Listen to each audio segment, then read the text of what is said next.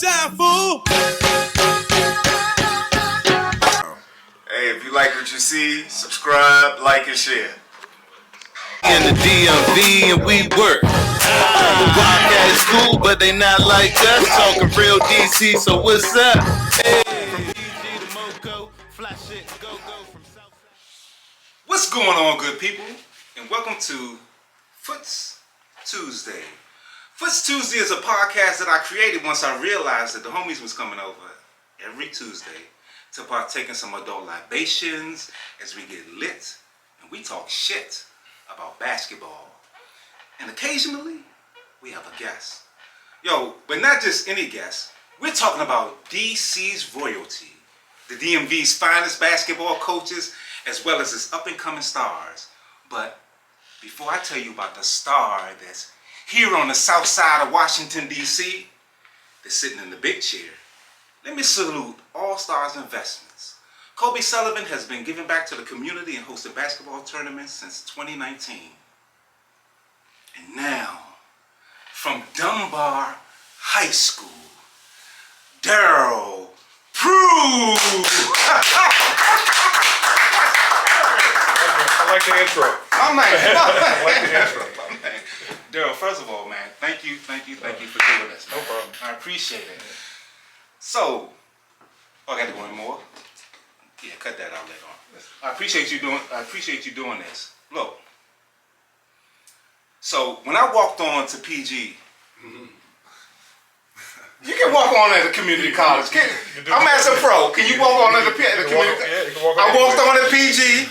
I played in the summer league, and you played on the other team. And because I was awkward and I was falling all over my feet, I think I fouled you hard or something like that. And you was like, you bullied me. So were you a bully at one time in your basketball career, Darryl? So you said I bullied you? You bullied me! It was depending on the game. Okay. It depended on the game. So if you fuck with me, you probably piss me off, then I go back at you. Right. I got you. So if you say something, you wake me up, you know what I mean? Sometimes I just want to play, just have fun. Sometimes people say shit. Right. So then I take it to a different level. Ooh, so that means yes, he bullied me, and yes, there are laws against that, so you are not allowed to bully anybody anymore. Either way, the reason I wanted to do this podcast, man, was because, of course, I'm an avid basketball fan. And when you start really looking into the history of DC basketball, you got dudes that have done it like yourself, that have done it on a huge level, man. So what I want to add, my first question to you is, as a young Darryl Prue, was it more exciting to be all met, or was it more exciting as a mature Darryl Prue to receive a Hall of Fame, to be a Hall of Fame inductee in West Virginia? Yeah, that's tough because growing up, I always wanted to be all met. Once I figured out playing basketball, that was my goal. All met, Capital Classic, I ain't even think about college at the time, you know what I mean? It was like, where I'm going to go? It was like all met and Capital Classic. That was my two goals, but then you get a call at 50 to say you're in the Hall of Fame, then I mean, someone appreciate what you did. Absolutely. You know what I mean? Like, public schools don't do it as much, trying to create a Hall of Fame at Dunbar now, trying to help them out. But, when they call, because when I was at West Virginia and I looked in the wall, white man, white man, white man. I ain't gonna never get my picture on the wall. You know what I mean? Right, so I don't think it was gonna be feasible, but end up going to the Hall of Fame and end up getting my picture on a wall in the Coliseum. White man. It was like 19 minutes went in, but it was like I was one of the 19. And you think of 100 years of basketball, I'm one of 19. I'm okay with that. Look, how can they deny you? You're talking about. Let's just talk about the freshman stats. You're talking about coming in as a freshman. You freshman of the year in Atlantic 10. You're accepted into on the all freshman team, and for 2 weeks you were freshman of the week. Yeah. That's your freshman year. So what was going on with you as a freshman to come into West Virginia and just do what you were doing? I kind of expected it because what I mean. Like I was some polls I was 15 in the country to 25. Mm-hmm. I was supposed to go to Georgetown, a team that's coming off the national championship. Right. So I expected to play. You know what I mean? But I didn't know, how it's always a transition from high school to college. And I think I got prepared one at Dunbar because of the people that I played against there or played with, but also when in the off season on Sundays. First started off at Randall, then it was at Oak Hill, the youth detention center. Then Murray, a guy named Dr. Carr used to pick us up. Yes. You know what I mean, on Sundays. So he picked me up after my sophomore year. We lost the math in the championship game. So he was in the locker room and he said he's gonna pick me up on Sundays. Oh yeah, I know your mother went to school together, went to Sousa together, and so I was like, if my coach let him in, he must be cool. I ain't know him from Adam. He just came into me and said he's gonna pick me up. Right. So the only man I seen, he was like an escort station wagon. I forgot what it was. With a cell phone, with a car phone, right. like an '83. Big, you know what I mean? Like yeah. a big car phone. You know what I mean? And he wasn't selling drugs. So he'd pick up me, Mike Graham, Fred McCoy. I was like one of the smallest ones in the car. You know what I mean? It was a bunch of us. Yeah. Called me. I'm on Minnesota Avenue, so I used to live on Lindale Place, further down Minnesota by Fort DuPont Park. I used to walk down and get in the car. We'd play. He'd pick us up and get there at 9 o'clock. We played from 9 to like 12 or 1. Then he'd take all of us out for McDonald's. That was a highlight for me. For sure. McDonald's, free McDonald's, get anything you want. And then the Kimbe came through, and you know what I mean. I was like, shh, this is the best right here. Right. So So it was like you were shoo-in for the most part. Look at it. Let me listen to some of the names that you were hooping against. I wasn't hooping against them. I was hooping against Bobby Dandridge, Adrian Dantley. Like all the pros that would come in. So what happened was, he would make, so Dr. Carr, he could play too. So he'd put all the young guys against the older guys. Okay. But then the best player, he'll recognize, so if Adrian Dantley or Bobby Dandridge come in, he like, Darryl, you guard him. I lose. You go back on, he control the run. You go back in, you guard him again, guard him again. So I'm guarding him for 3 hours on a Sunday. Right. I'm 15. So by the time I get to college, it's like, it's good. You see the people, I don't analyze them. I'm going against Bobby Dandridge, Adrian Dantley, leading scorer in the NBA. Indeed. Yeah, so, I didn't look up to them. They had experience, which, I had to learn because, sometimes when you're playing in college, these dudes got these plays, they got these angles, and, they know the angles. So, that stuff I started to learn. I had to learn, personalities, because some of them dudes be hating coming in, you coming in with all that. Because I was the first All-American to go to West Virginia since Jerry West. Okay. Then it was after me was Chris Brooks. Yeah. Man, how about them names? That's what I'm talking about. It was a lot, man. In that gym, you see Bernard Day from H.D. Woodson. Saw him break the rim. Anthony Jones came in when he left Georgetown. Billy Martin. Man, it was just a whole bunch. Like even when I got older, Allen Iverson came through, Grant Hill came through. So it was always somebody, that was really good that came through that gym. So what I love is that you mentioned some names, and me doing this, I have to do all this research on people, and you start really getting the intel. Spingarn, point guard heavy, ballers. Dunbar, ballers. Who's a better school? And y'all played during the era of the inner high. I'm gonna say Dunbar. Dunbar was good in the 70s, the 80s, and through the 90s. You know what I mean? Right. Consistently good. You know what I mean? Spingarn, don't get me wrong, they were really good, especially that one year. You know what I mean? I remember my sophomore year, they came in at Dunbar. I ain't never seen this shit in my life. They all had green and white socks. White socks with green and yellow on this shit. Mike Graham and all them motherfuckers. And my duty with that day was to guard Mike. So I never, the only thing I saw was him dunking the year before in the championship game. So I stepped to his left hand. He crossed that shit over. Boom. I was like, oh, can't do that no more. You know what I mean? And I was like, one time the ball came off the rim, he jumped. I looked up. I'm right where I'm at where the ceiling is. He grabbed it with his hand. Then he grabbed it with his hand and like, boom. So I got to put a body on him. But that's, then you had Bootney jumping center. 5'10", you know what I mean? Like, right. my grand had hops. Right. But Bootney had different kind of hops, and he was jumping center for them. Okay. That's how crazy it is. You know what I mean? So yeah.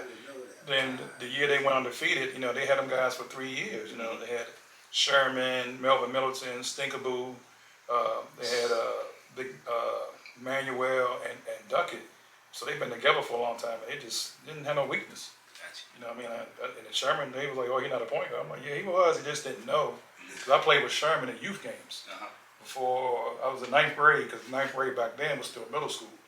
So I played in youth games with him. It was me, him, and Danny Ferry. That's how I got to know them. And we used to practice over at what's the school off of Pennsylvania Avenue, over by Potomac Gardens. Hines, because it's Hines. close. Yeah. We used to practice over at Hines. Those tournaments. Yeah. We used to practice at Hines. We didn't go out of town and play. We played at Georgetown. We ended up winning it. But Sherman then was like, he had all these tricks. I had me and him came close then. But him and Danny Ferry. So West Virginia's. So first of all, you scored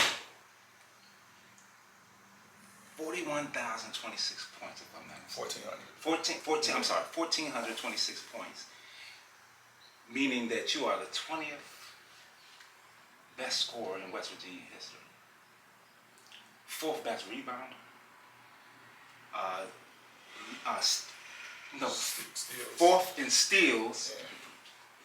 Leader in minutes. Leader in fouls too. You're out there. I fouled. I always reached, so that's how I got all the steals. So, sometimes I miss a rebound, I still poke at it and try and get it. So.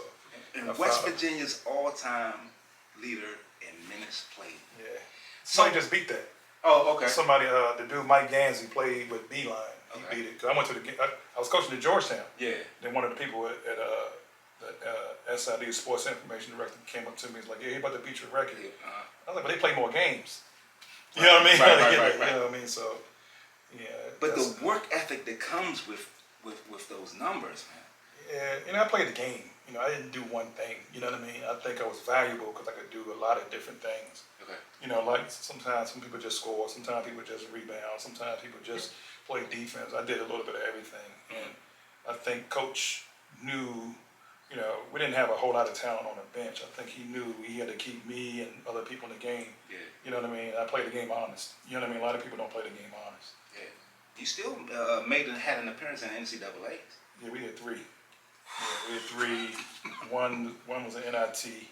My last year, my first year, we was like 20-9. We were good. Next year, sophomore year, we were good. We had a guy my freshman year. This white guy named Darryl Blaney. His brother's in NASCAR. He does other stuff racing. But he was a bad white boy. He was about 6'4". He could jump. So we used to do this UCLA cut. I used to get it on the wing. He'd cut off the center, and I'd throw that shit up. He'd get there and drop that shit in. But he could shoot. In my first year at college, I was on 3-point line. He went to the Lakers, made the team, quit. He goes back, he get cut, blows out his knee. And the CBA go back, next year blows out the other knee. That's when he stopped. But he could play. Some of the guys used to hate on him, man. It was just like, no, this white boy can play. You know what I mean? I've seen players, but he can play. But in my senior year, we put it all together. We won 22 in a row. I ended up being 26-5. We was killing people. We beat Maryland here. They had Mustafa and all them. Walt Williams, all them were freshmen. Yeah. Massenberg. We came in and beat Walt them. Ants, T-Mass. Yeah, we beat them. We came in and beat them. And but we were good. We was together. We played together. Once you start winning, you just know you're gonna win every game, and you just end up winning. We lost the first game to Robert Morris, won the second, and lost the third. We didn't lose no more until the end of the season to Temple. So the guy in the city, man, the guy that you just used to cook, used to wake up laughing because you knew you had to play against this dude. Come on, Prue, you got to look in the camera, man. You got to tell us what's his name? I don't have one guy. Okay. It's just damn. I mean, it's like, especially when I got older and became a pro, it was different because I could do different things at different times. You know, when I was younger, I just played inside, and I became a pro. I started mixing it up.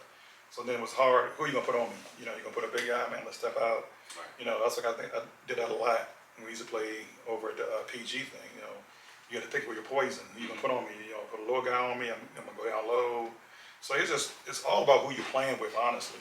You know, that knows your game. You know, I don't know if I have one guy that I laughed at. You know what I mean? I just, you know, what I did was I tried not to let nobody get out on me. Okay. It happened one time. It wasn't a wreck.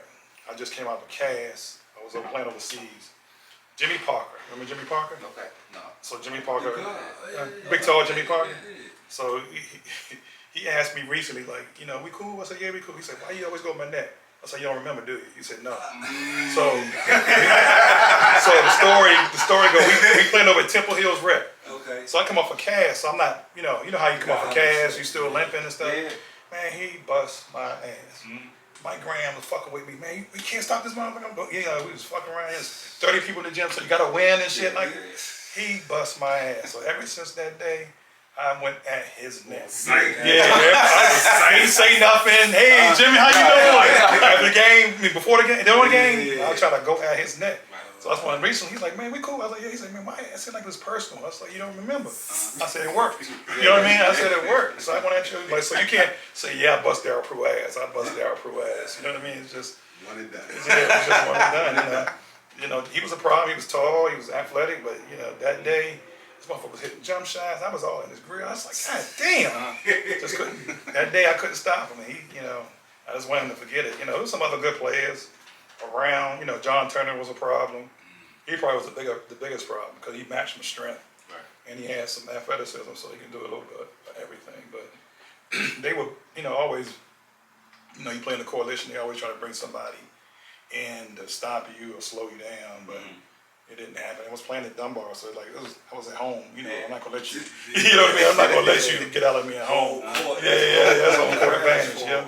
They brought in, I remember Terry Catlett, played with Bullets. Absolutely. Going to my junior year, I gave him 45. You know, he gave me his phone number, work out with him. What? Yeah, what are we doing? Yeah, I mean, it's, you know, that's what Jews did. That's what I used to get mad at as I got older with the DC guys back then. They didn't take us and go work out with them and show them something different. You know what I mean? Like, it was like, you know, figure it out. You know, like my senior year, Adrian Dantley was holding out with the Utah Jazz. The whole month, he was practicing at Dunbar with us. Okay. You know, he would say stuff here and there, but like in the off season, man, never, you know, call me, take me, you know, I like to get in the gym, you know what I mean? Like, I remember one time I was in high school, and IBM hired a bunch of dudes that played in the city. We were working up at Coolidge. And Anthony Jones and Adrian Branch was in that old-ass Coolidge gym going one-on-one full court. I was sitting in that motherfucker amazed. Like, these two bad motherfuckers. That's the workout. Yeah, that's the workout. You know what I mean? Working on different stuff. The time I started working on my jump shots, when I went to Brazil, and one of the Brazilian players said, let's go get some shots up. Yeah. And that's when I started working on it. You know, before it was just go to the playground. Right. And go to Ridge Road, go down to Anacostia Park, you know what I mean? So just go get some run. It wasn't, you know, every time you try, you know, get in the court and shoot by yourself, then somebody else would come. Exactly. Somebody else would come. So you never had a chance, you know, for the respect just to have the court to yourself. But you know, we can talk about you as a player all day long, but that's just one aspect of your career. That's just one persona. You coached at every level, AAU level, high school level. You coached at Morgan State, Georgetown. Georgetown. I mean, what led to that transition? The love of the game, or? When I started playing overseas, I didn't know what I was gonna do. Okay. So I was working as an aftercare program up in Georgetown, and a parent came to me and said, "Are you an entrepreneur?" I said, "I can be." So you work my son out. So I started working out like a third grader. So I started working the third grader out, and I was working as an aftercare program. So I would work, you know, I would go overseas, come back in the summers and work, you know, from like 12 to 6, or you know, 3 to 6 or whatever, just to, you know, have a little bit of change instead of spending all my money. And John Thompson's sister was running the program. Then when she told me John was about to get the job, and she was, you know, she mentioned me to John. Me and John had all met together. I was a junior, he was a senior. And so he was like, come by. So that's when Roy Hibbert and all them was coming in. I came by, and I, you know, like, it was just formal talk. So that's how I got in with that. Yeah. You know, yeah. It was just like a humble. Oh, Roy speaks highly of. Yeah, so, Roy. So the first year I worked with Jeff. I used to come to practice after work. I come to practice. Jeff Green. Yeah. So me and Jeff, because Jeff was just raw. He didn't have no post move. Yeah, he was a center when he came in. So I would work on his post moves, and you know, Big John would be sitting right there. He would give us some advice. You know, Roy would work with the 1 foot hooks with the other coach, and me and him just working on moves, all freshman year. Then after the freshman year, I told John, I said, and going into the summer, I said, let me work with Roy. I said, I think we underestimated him. He said, why you say that? I said, he got hands, he could catch. Okay. He just couldn't move. You know what I mean? I said, I could teach them. I could teach him if he could catch. Yeah. Because half of it is the bigs can't catch the ball. Yeah, right. You know, he had good hands. Like he would dribble. It's like he would dribbling around, be dribbling off his knees. He could do all that stuff. I said, sure, we can teach him all the other stuff. So what he used to do is tap everything. Okay. So I said, stop playing volleyball. So he dunked. Okay. You know what I mean? So we started working on moves. Then we'd go to another move. Take him up to Doc's gym, working against men. Yeah. You know, so I started, taking Doc. Jeff. Yeah, Dr. Carr. Take him up there. Then, started taking half the team up there, and his development started. It kind of blew up. Yeah. From there, yeah. But what does that do to you when you see a guy like a Jeff Green that you got that was raw, and this man just won a chip? Yeah, I mean, I don't get enough credit for that one. Thank you. I don't get enough credit for that one. I don't get enough credit. They always go back to Roy, how bad he was. Okay. But I transitioned Jeff from a center to a wing. Yeah. You know what I mean? And one of the players, Shanti Cook, called him my mini-me. Because he was, if you watch, we do the same thing, he's just way more athletic than me. Gotcha. You know what I mean? He goes inside, outside, he can shoot it, he facilitates. So he's kind of like I was, but right-handed. You know what I mean? So, I don't get enough credit for that one, because those two, you know what I mean? If talk they your changed, shit, Prue. It's okay to talk your shit. They changed the program back to what Georgetown was used to be in just those that short time. Yeah. That's cool. Yeah. So a quick rapid fire session. I love everything DC. So who's your favorite Mystic? Mystic now? Yeah. Well, with this period Shamika overall. Holsclaw. Yeah. Absolute bucket. I used to work with her. I used to work out at the running shoot all the time. Yep. We used to go to the court by ourselves, play one-on-one full court. She could boogie. Oh yeah, she could all that shit. Yeah, she just she had some other extra stuff going on. Yeah. And she was fine. Yeah, she was cool. And she was fine. She was thick. Okay, I was like, hold up.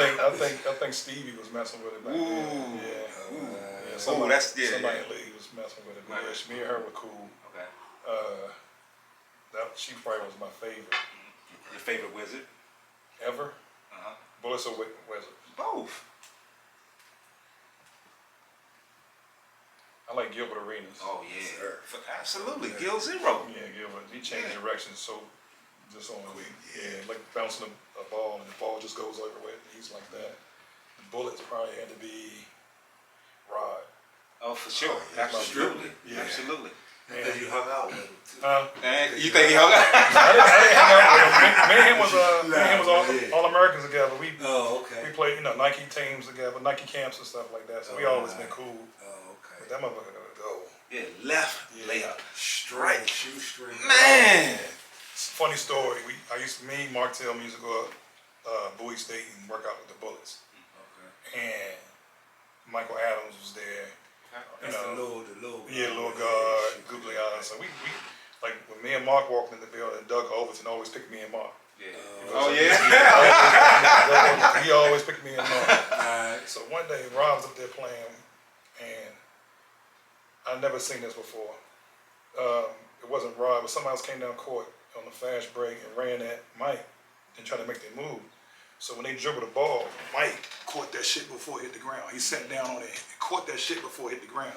I was like, I've never seen no shit like that before. He knew his move, though. Yeah, I mean, he timed it. Yeah. Fucking Rod came down. He did that shit. He put his hand right there. You see Rod do like this and move that motherfucker over there. I was like, whoa. I was like, whoa. I was like, whoa. I was like, he moved that shit so fast. I was like, yeah. I was like, that's some. Because he sat down on it. He timed it. He tried to time his. He couldn't get it. Who was the person that was most influential in your basketball career? There was a few people. Okay. It was a few. Dr. Carr was one. Jodine Davidson in Dunbar. I wish I had him all 3 years. I just had a talk with somebody from DC named Archie Talley about that. If I had him for 3 years, it'd have been a wrap. I'd have been in the league. And probably Bobby Dandridge. We still stay in touch to this day. Now, Bobby, I guess I was similar to him, but I remember one time playing in the coalition at high school, and this lady asked me, was I his son? Because I'm like, no, I'm not his son. She was like, well, you have his mannerisms. I said, what you mean? You know how everybody used to bend over and do this? And absolutely. he told me to do this. And so I used to do that. And she's like, it was at the coalition game. She ran outside and started talking. I was like, nah, she got the same mannerism. Boom, boom. I've been friends with him. I said, nah.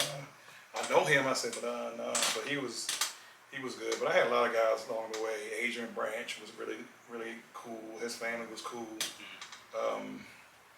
Bootney when I started, Bootney was there. He the first person hit me with an elbow in my chest. Ooh. I was like in the 8th grade. He toughened me up right away.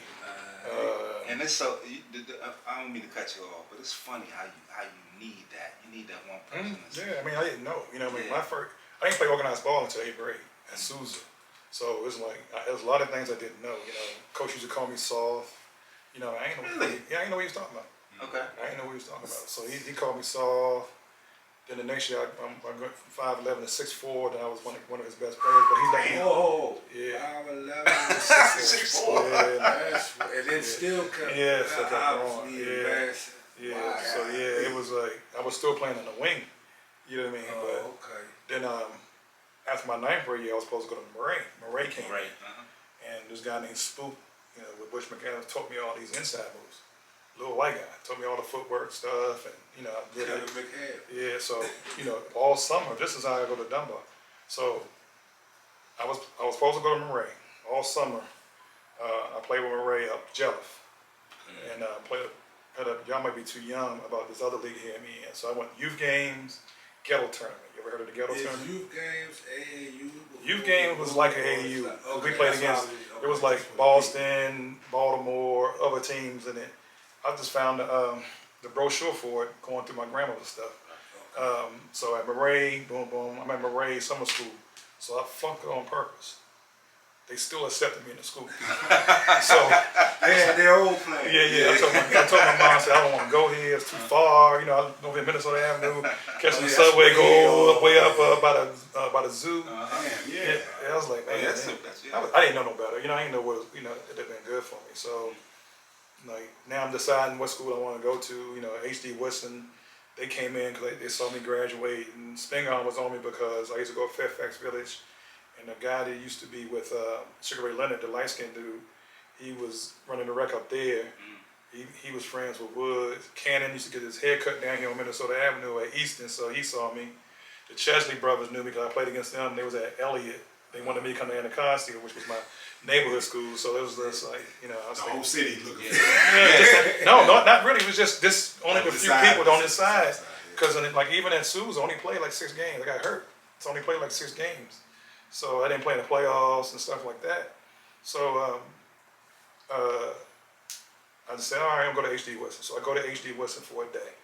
And I see everybody that we played against. Keller Miller, Fletcher Johnson. I see all those guys there. There's about 20 of them. I was like, shit, it's a whole lot of dudes. You know what I mean? Yeah. I didn't know how good I was then. I didn't know if I was better than them. You know what I mean? Okay. So... But high school is like, back then it was like you could go to, it was open enrollment. You can go any school you want. Yeah, that's so I put Dunbar. I used to read about them all the time. I used to read about Bebe, Anthony Jones, and stuff like that. So they said I had to go up Dunbar to get my records. So I go up Dunbar to get my records, and the coach wouldn't let me out the building. I'm 6'6". You know what I mean? 6'5". So, yeah, he won't let me out the building. You know what I mean? You about to go where? Yeah, I asked him.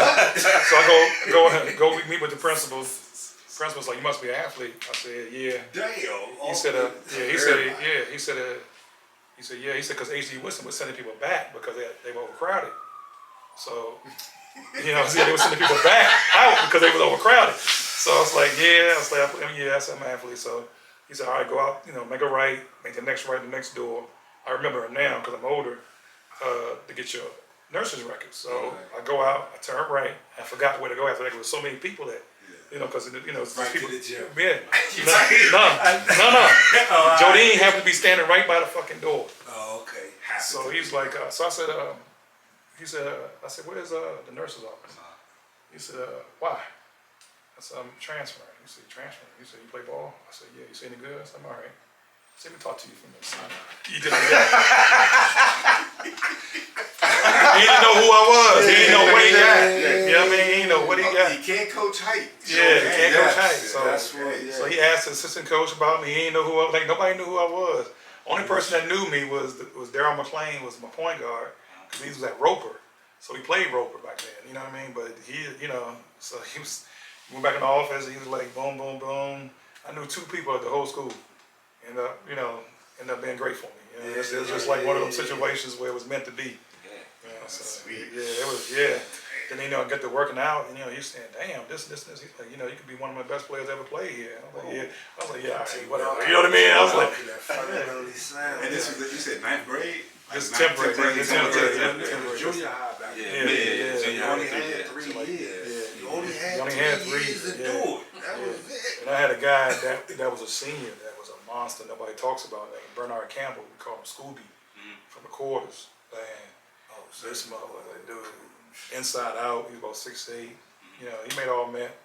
But like, dude, he was amazing. I had to guard his ass every fucking day. He didn't stretch. You know what I mean? Then we had another Mike Millen, and you had, Leroy, Sean Alvarado. It was like everybody was 6'6" and above and shit. Like, you know what I mean? Yeah, everybody 6'6" and above. Yeah, man. You had to battle. You know what I mean? Like, you had to battle to play, and he would stick me in there in key games, and I earned my minutes. And then Dr. Carr picked me up, and the next year I was a whole different person. You know what I mean? Confidence shot out the roof. Yeah. See, that's the only reason I ain't make it as high as Darryl, because I ain't really had nobody. No confidence. Ain't no confidence. Yeah. God damn. Your favorite go-go band? Essence. Okay. No, Lil Benny. Oh yeah. Lil Benny. He played. Yeah. He used to come. Him and Stretch was real good friends. Okay. So we was in college, I think, right when he left Essence. He used to live somewhere around here. Yeah. And me and Stretch moved his equipment out of the house and put it in the truck. So it was, yeah. And he started coming to my games and shit. When I come back to DC to play GW, he would come to the games and shit. Yeah. I don't like to give this motherfucker no credit whatsoever. Yeah, but I guess we gotta talk about it, because to me, you were part of a legendary team. I get it, and I understand that you went pro, but in that 35 and over team. God almighty! Yeah, we were tough. Yeah, we were tough. Talk about that team, man. Talk about the bums that was on. I mean, the guys. And my man Drez on there. Who? My man Drez was on there. Oh man, don't nobody even know that man government name, man. Don't nobody. Who else? All right, yeah. Mark Tillman, Sherman Douglas, and Junior Burroughs. That's a problem. You know, I used to. And we were 40. We was like, all of us were around 40s then. Yeah.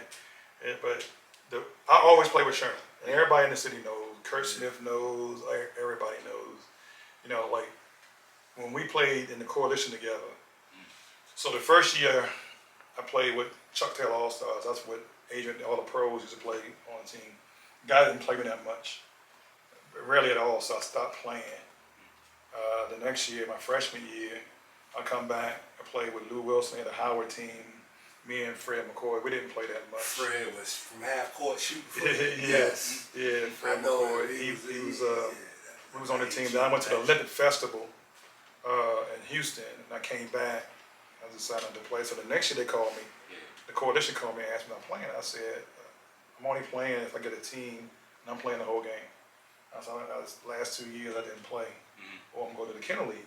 So he said, who you want in your team? I said, you give me Sherman Douglas and I'll take anybody else. Yeah. Sherman didn't play that much his freshman year, so going into our sophomore year, it was me and Sherman. We picked up Rich Milam and Adrian Branch, and Mike Sampson was on our team, and we started rolling. Then after that, we picked up Johnny Newman.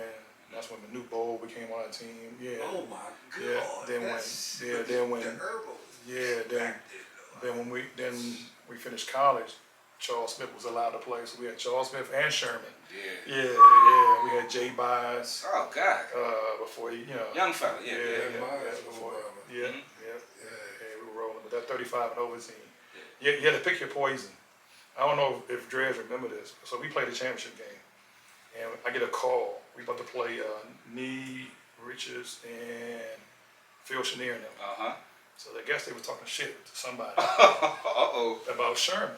So they called me and said that, they talking shit about Sherman. Oh, this is before y'all picked me up. Yeah, that's the game. That game, Sherman posted up the whole game. I was throwing it to him, and he lit fire in the ass. Nee was tough too. Nee was good. Both of them were good. Yeah, especially in the men's league. But Nee was real. He could score. He had good footwork. And I seen Sherman do that. Every league we play is always one. They always challenge him. You know what I mean? Y'all know who Frog is, right? Absolutely. So we playing 30 and over. Me and Sherman just finished playing. He played in the NBA, finished, and I played overseas. We was playing up St. Albans, and Frog started yapping at him. Nah, Cathedral. It's a cathedral? I thought, Cathedral. Started yapping at him? Yeah. Man, that shit was embarrassing. Yeah. So I can tell you that shit was embarrassing. He came down, he's like, he backed up off for him. He's like, you ain't gonna hit that. So he came down, boom, hit a three, came down, hit another three. The next time he came out, of course, he said, what you gonna do now? So he came up on, he drove by. That shit it was just all isolation. Yeah. It was like, you piss him off, that's when he became a pro. And like the good part about like him was, even though he was a pro, he stayed the same. He never, he gave everybody the ball. We didn't get out of control because of him. Everybody listened to him. You know what I mean? He never, everybody got shots in their own rhythm. You know what I mean? Not doing random stuff. Dre said, tell a good story about how Sherman pulled him to the side and kind of instructed him in how he should be moving on the basketball. Yeah. I mean, it's like he had the IQ. It's like he had the IQ. And it was like it'd be simple things like people don't really don't know. Easy, make it easy. But I dig that concept, and maybe people don't understand that. But when you're a pro, or when you have been a pro, like literally all of y'all was except this bum over here. Everybody a pro. So y'all want to play with pros. Y'all don't want to be playing with dudes that's all wild and all. Or on the court, so I get that, and I thought that was a cool concept. No, but Dre's could play. It's just like you gotta pick. Sometimes people gotta pick their poison. When they play, and sometimes like we were older, so sometimes we needed his young legs to do certain things. So go ahead. You know what I mean? Like go ahead. You want to run the sprint down court? Go ahead. We'll catch you later. You know what I mean? But then once we got to learn what he do and how he do things, and vice versa, we just adapted to both. And that's what it is. A lot of people don't like to adapt. Yeah. You know what I mean? So we adapted to both. He adapted to us, and we adapted to him. We never fussed at him for shooting shots. He never asked for shooting a lot of shots. Yeah. You know what I mean? He was just, it was just for us. It was just staying in shape, and having some fun too. Yeah, and winning. Winning, I always like to win. At the end of the day, winning. Yeah. Who was your favorite DMV point guard? DC? Sherman. Sherman. That's a regular question. Can I get to it? No, but thank you. I appreciate that. All time favorite, and everybody knows in this city it's gonna be Sherman. It's gonna be Sherman. Everybody know what Kurt Smith and all of them know it's gonna be Sherman. Charles Smith right behind him, like Moochie. Sherman is definitely heads. I think above everybody. He don't get enough credit. You know what I mean? Like even when he's humble. You talking about a perennial leader. Well, he's very humble, but he don't hang out with a whole lot of people. I've heard that name a couple times with when that question was asked. People give him his credit. Not like the Kurt Smiths of the world and stuff like that, but like even Charles Smith. You know what I mean? Like Charles was Big East Player of the Year. You know what I mean? Like that's to do it here, then do Was he a late bloomer though, or he was Charles? Was he a late? Like you know what I mean? Because I don't. when Like, college, I know Kurt is growing my hair, you know what I mean? yeah, But college, like he Charles was walked good. on to Georgetown, right? Like, or was it like it just brought him? Like, Well, he was on a team. He was on a Okay. high school team. They had big guards. They had Bobby Winston and Which high school? All Saints. Oh, So they had a mob. They went undefeated that year too. They had a mob. Like 4 of them guys went to Georgetown. Okay. Bobby Winston, Sam Jefferson, Phil Gamble went to UConn. They was all the same. All them guys was the same year. Okay. And but it was like they were really good. So it was kind of hard to see what he really did. He just got better and better and better. One thing he could do was defend. He wasn't flashing like his Full brother. court too. Yeah, he could defend. He had the long arms. He get up under. He was tough as shit. Nobody give him the credit for that. Kurt was blessed offensively. But Kurt could post you up at 5. Yeah. He just barely 6 feet. But he had a family full of point guards. You know what I mean? Like all them dudes, man. His uncles, Fatty Tail and all them guys, man. They were just. Okay. He was just like the youngest one, always usually the better one. But but they don't give Charles his due because Charles was a monster. In that, speaking of Charles, can you say something about Big John? I mean, working with him, coaching on his staff. I mean, I was with Little John. I wasn't. My fault. Yeah, Okay, I was with Little John. Yeah, Little John. Yeah. I just think another one that was underrated as a coach. You know what I mean? Like even now, I use a lot of the Princeton system, as they call it, and it works. You know what I mean? But it don't work. This, and that. It's like, well, it got us to the Final Four. Right. You know what I mean? Like it's passing. Princeton is passing, dribbling, shooting. But If you don't have a shot, AI, when you have an AI, AI wasn't. That was a different. He wasn't. That was a big John. That was a big John. Yeah, he's. Yeah. No, okay, you say little Yeah. John. But it makes guys like John Wall is really good because he can shoot, he's smart, he can defend. We beat North Carolina with that group. They end up winning it next year. Yeah, it's just like it makes you a better player. Go to the pros. That's why Jeff Green's still playing. You don't think Jeff Green took all that stuff and be able to adapt to all these different You teams? said he was the most athletic person you know. He's not doing it on athleticism now. He's doing it on this. He's doing it on this. You don't stay 16 years and play with 8 different teams. Oh no. Yeah. Right, You know what I mean? Like, it's just like people don't understand it because they don't know the He's play. still athletic too. Yeah, it's about reads. You know what I mean? Like, just like I was coaching with DC Assault, I was coaching with Eddie Jordan. So we coached that year. The next year coming up, no, that same year. At the end of the year, in the summertime, Kobe, he wanted to run to Princeton. Okay. So they called him in the next year with Mike Brown. Was it Mike Brown? Yeah, Mike Brown to run to Princeton, show him to Princeton because he said when Jason Kidd and Kenyon Martin was at New Jersey, he liked the way Kenyon Martin cut. He got the back door or the post up. That's the Princeton. That was part of the Princeton because Pete Carril was doing it for him. You know what I mean? So he said he liked the way he wanted to get. I forgot who it was that he wanted to get a post up out of it, but Dwight Howard couldn't figure it out. So it just didn't work. But he wanted it. So and he was a basketball mind. So if he calling for it, and some of the same principles as that triangle they had. But you gotta I had to learn it. You know what I mean? It's like it's a lot of different angles and stuff you gotta learn. Some people just run it, but it's like the angles you gotta be right. For it to work.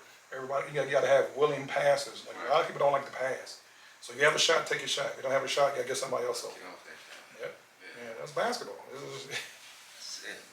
As far as your pro career, last question, we get you out of here on here. Your pro career. I mean, name some of the teams that you played for. So I played in Brazil, Campinas. The coach that beat the American team in the Olympics, the Brazilian coach, he was my coach. Okay. So we ended up playing the Brazilian team one time in a scrimmage. And I didn't realize Oscar Phillips was that fucking tall, and he could shoot. We went undefeated, won the championship. Yeah, they had a lot of athletes. There's a lot of athletes down there. Then I tried to go to a couple leagues. Got hurt. I went to Spain, played in Tenerife. It was like an island off of Spain, which was wonderful. It was warm all year long. beach. We just run on the beaches and shit. Yeah. I went to Switzerland and Slovakia. Then I ended up in Korea for 3 years. I actually went to Mexico too. Went to Korea my last 3 years. Lost in the championship my last year. So I won one, lost one, lost another one in Slovakia. So we playing, and team name was Chemo Svit, SVIT. Okay. We playing against this team called Bratislava. They had a bunch of Russian, and I was killing these motherfuckers. I was having a ball, and we was up 20. And I spent baseline instead of just going up, trying to be fancy. I tried to go to the other side, came down somebody's foot. Ooh. Man, I couldn't go no more. Motherfucker came back and beat us by 20. Wow. Damn. Yeah. So, Second half. Yeah, I couldn't move, man. It was just, I controlled the game. I had the game because I was doing, defend, and just, lost that one. And my last one in Korea, I was just tired. I think we was playing every other day and practicing in between that shit. I'm like, yo, y'all gonna want it in practice, y'all gonna want it in game. I can't get I was 33 and shit. After a while, it's hard to start to stay in shape. Yep. Stay in shape at a level, playing at a level. You know what I mean? Like That's why I was like, sometimes I get mad. That's why I get to that level. You know what I mean? Because it's hard to maintain that level all the time for when you're playing and practicing. It's like you coming home sometimes when you're trying to work on things, get back. My brothers start talking. Then you have to show them why you played. Going at you. You know what I mean? Like So it was. Korea, I played for a team called SPS. It was a TV team, and I didn't get invited back the next year.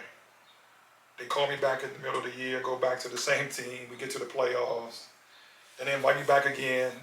Go back over there for another tryout. Went over with Samsung for a couple of weeks. They couldn't get rid of it was the craziest thing ever. So I go fly over. I'm with Samsung. And I'm over there for 2 weeks. So we win 8 out of 10 games in 2 weeks. Dude was like, I want to keep you. You know what I mean? But the other guy was there. So they took pictures with me, with the team, told me to stand to the side and put him in there. Right in front of him. Right. He was hurt. Right in front of him. I'm like, y'all gonna do this like discreetly or nothing? Yeah. So they took the teams, but they couldn't buy him out. Okay. So they sent me home. I was home literally a week. Black out there. Yeah. I'm home a week. And we were in first place. The second place team called me. Okay. I go right back over. Yeah. Look, the next week, and play against them when I land. I took a 15-hour flight from Dallas to Korea. They said, we got a game tonight. I was like, what? Yeah. I said, man, let's let me sleep. You know what I mean? I got there like at 8 o'clock, 10 o'clock, and we played like at 7 o'clock. And the coach on the other team was flashing money. He was slow down, Prue, slow down. He was flashing money. I was like, go ahead with that. So it was a good game. We won. I don't know. I can't remember we won that game, but we ended up losing to them in the championship game. You know what I mean? So it was just funny how that thing went. You know what I mean? That's why. Yeah, that's funny how that thing went. Yeah. They didn't respect me enough to have me there, but they respect me enough to take somebody's spot. I think I took somebody's spot that was from here, Milo. Big Milo. Oh, yeah? Big light-skinned Milo. From Boy? Yeah, I think I took his spot. My man's in there. Oh, yeah, Boy, we out here. Yeah. We out here, man. I think I ended up taking his spot. I think he was on the team. But he was over there. Yeah, it was fun. And I just found a jacket from playing in the Philippines. We had a bus. This is another crazy. So we stayed in Seoul. So we had a practice facility. So we had dorms. So we go in my dorms. My girl at the time, she came over. We had to go out and shoot, this and that. Eric Eberts was my other American on that team. He played at Villanova, white guy, could shoot it. So we played, but our home games were like in the South. So it was like a 3-hour bus ride. Me and Eric would fly a plane while the team would take the bus and go down there. They fly some business class too. I was like, shit. I was like, I'm gonna ride a bus because I was scared of planes. I don't like planes and shit, especially going like in South Korea. You fly over by North Korea, like close to North Korea. Yeah. Them crazy motherfuckers over there. You know what I mean? So, yeah, man, that shit. Yeah, that was cool. Spain was really cool. It was, Bo Outlaw was there. Okay. And Bo was like, I don't think I was second. He was first in scoring. And he played for Madrid. So we went to play Madrid. He got called to go to the CBA. So he must have knew he was about to get called up. So the day we would play him, he left. He was gone. I wanted to play against him. I never played against him. But the gym was cold as shit. It was wintertime. They ain't had no heat. I told the coach, please don't take me out the game. I was on the sideline with the coats on and shit, breathing in the air.